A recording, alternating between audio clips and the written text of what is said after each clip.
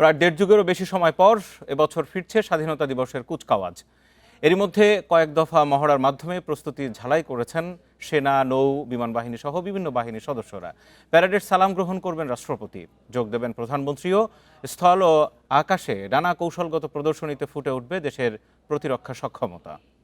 ছন্দবদ্ধ পায়ে তালে তাল মিলিয়ে এই দৃপ্তযাত্রা।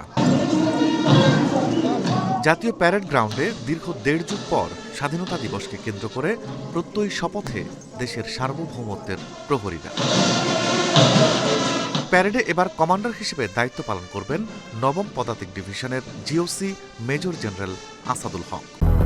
200-র বেশি সার্ভিস ও ফিচারে লেনদেনের সব বিকাশ অ্যাপে সম্ভব। কুচকাওয়াজে সালাম গ্রহণ করবেন রাষ্ট্রপতি মোহাম্মদ শাহাবুদ্দিন, যোগ দেবেন প্রধানমন্ত্রী তারেক রহমান। প্যারেডে অংশ নেবে সেনাবাহিনী, নৌবাহিনী, বিমান বাহিনী সহ আইনশৃঙ্খলা বাহিনীর সদস্যরা।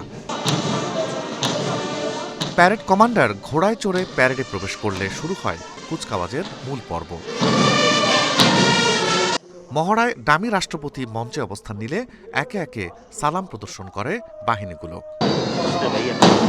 এবারের কুচকাওয়াজে অংশ নিচ্ছে সাজোয়া contingent, artillery contingent, signals contingent, east Bengal contingent, air defence contingent, services contingent, para commando contingent, নৌবাহিনী কন্টিনজেন্ট এবং মডার্নাইজড ইনফ্যান্ট্রি কন্টিনজেন্ট।